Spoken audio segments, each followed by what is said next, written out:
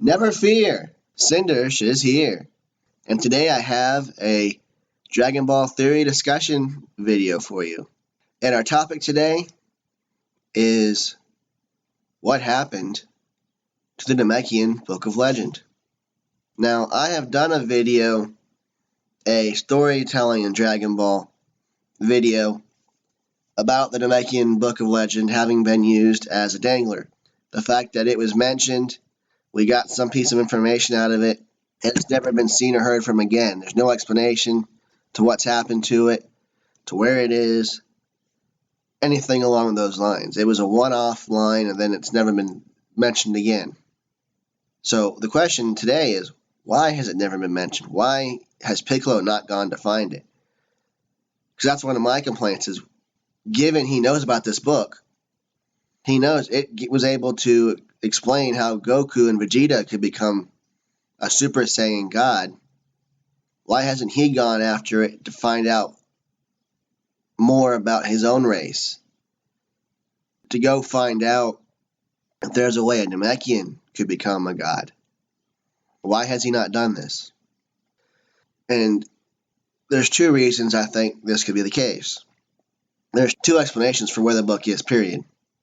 Now you'll see my background picture for this video is where Krillin comes to Guru during the Namek saga, and Guru starts reading Krillin's mind and discovers the existence of Piccolo and Kami and figures out who they are, that they are the son of Katas, that they've defused or separated, whatever you want to call that they did. He makes the comment that if they had been one being, there's no way that either of them would have been weak enough to have been defeated by Vegeta. And then he rethinks that and asks the question, well, was this Saiyan a Super Saiyan? And of course, Krillin has no idea what a Super Saiyan is. Now, we see Vegeta mention it several times throughout the Namek saga, but at this point, Krillin has never heard this phrase before, and so he has no idea what it is. And of course, Vegeta wasn't a Super Saiyan, although he was, as the series tells us at the beginning, the strongest Saiyan known at the time. So how would Guru have gotten this information? That's the question to be answered, is how would Guru know about a Super Saiyan? He's been alive a while, but he was not alive, has not been alive long enough, so I don't think he has, to have been alive during the time of the original legendary Super Saiyan. And no, I don't mean Brawly. I mean the one that would have been written about in the Namekian Book of Legend, the one that the story really originated from 10,000 years in the past. Now, some Namek, during the time of their peak of society, when they were out traveling the universe, learning things, would have found out about the legendary Super Saiyan, would have found out about the Super Saiyan God, and he wrote those things down in the Namekian Book of Legend. And I'm sure there would have been other things written down in that book, and I don't know if it was one Namekian read it, if it was a compilation of discoveries from several Namekians whose job it was to go around learning new things as they traveled the universe. We don't know enough information about any of that. But we know the book existed, at least as of Super we know that. And Guru does seem to have some interesting information. One being that he knows about the existence of the Super Saiyan. What else he may know, we don't get enough information about. We don't have time to learn everything Guru would have known. But he knew that there was such a thing as a Super Saiyan. And I think he got this information from having read the Namekian Book of Legend at some point. Now, whether it was in his youth or in his older age, we don't know. Now, going back to the idea, I said there's two possibilities of what happened to this book.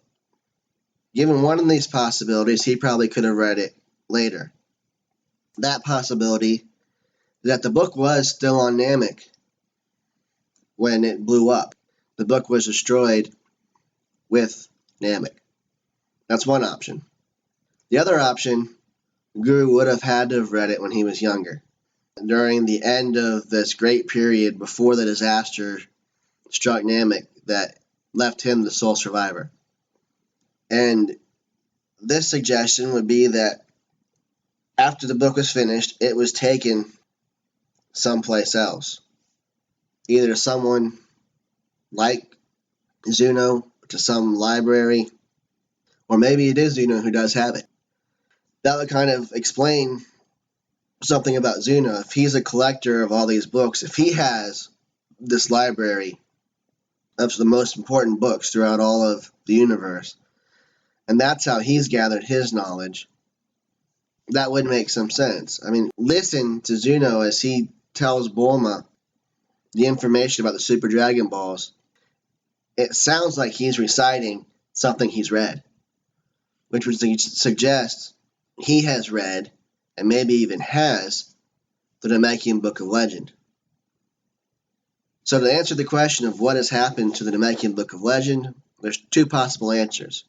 The first one is it was destroyed when Namek blew up, or it's somewhere else in someone else's hands, someone else's possession, someplace maybe remote, maybe someplace not well known so that it wouldn't be destroyed. The idea being that it wouldn't be easy for someone to get their hands on the Namekian Book of Legend. There may have been fears of people finding out some of that information that would be found in that book. So that's my theory for today. Let me know what you think about it. Where do you think the Book of Legend is? Do you think it's been destroyed? Do you think Zuno has it? Is it maybe in some other library somewhere? Let me know what you think. This is Super Saiyan 7 Cinders. I hope you will check out the rest of my channel, and I will be back with more content in the near future. Thank you for watching. Dragon Ball, Dragon Ball Z, Dragon Ball GT, Dragon Ball Super are property of Funimation, Viz TV, Fuji TV, Toei Animation, and Dragon Ball Z Abridged is the property of Team 4-Star. Of course, all of it, the initial creator for them was Akira Toriyama. Please check out their content.